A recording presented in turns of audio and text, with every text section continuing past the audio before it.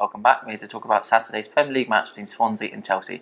Start with the home side, Pascal. The big news coming out of the club: Wilfred Bonny's finally completed his move to City. What do you make of that move? Well, it is just a massive blow for the club, isn't it? We all know about that stat. 2014 in the calendar year, he was the top scorer in the Premier League. He took a bit of time to find his feet in the Premier League since his move from Holland, but in the last year or so, he has been fantastic for them. He's brilliant in the box, great header of the ball, great finisher, and I think he could really thrive at City, to be honest. I think, obviously Aguero is the main star there, but he could really do well, I think, with the sort of playmaking abilities of the likes of Silva and Nasri, all those sort of players. They'll get in great deliveries and passes into him, and I think he really could do well there. It'd be interesting to see how much time he plays, whether he'll be a regular starter, because, Aguero is the main striker, but I think he could now be the second striker behind, or ahead of Zeko, should I say. But it's interesting they bring him in now, because Aguero, Zeko and Jovetic, they're all fit now, and they probably needed Bonny more last month. Obviously they couldn't sign him because the transfer window wasn't open, but now that all those three are fit, it's going to be interesting for Pellegrini to see where he fits Bonny in, really.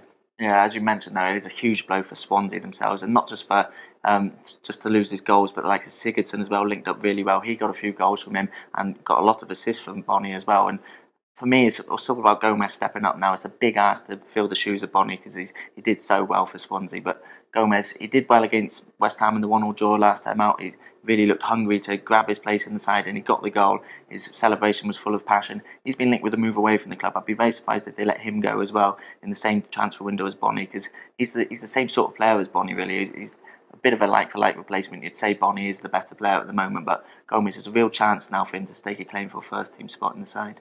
Definitely, obviously, I think the 1-1 draw against West Ham, I think that'll be slightly disappointing for them. I think they might have fancied a win there because their home form's been decent this season. They've only lost twice at the Liberty Stadium, only once since September, but it's now 3 games in the league without a win. So I think they'll want to get back to winning ways here. And I talked about their good home form. I think they might fancy their chances against Chelsea.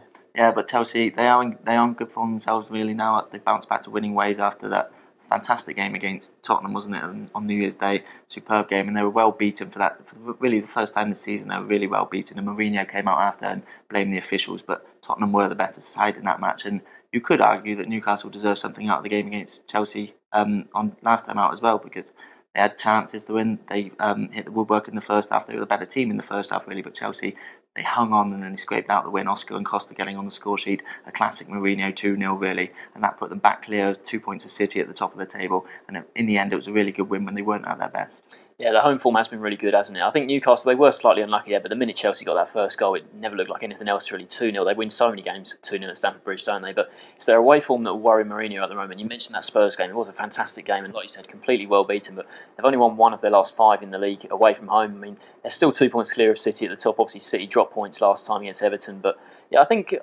he really needs to improve that away form because at the start of the season they were just playing so well, both home and away, and streaking away. But now the title race really is back on with City playing a lot better. So yeah, the away form has to improve for Mourinho, definitely. Think it will here?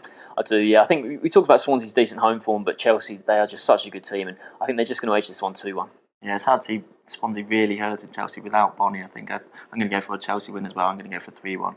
So both going for Chelsea victories. Thanks for watching.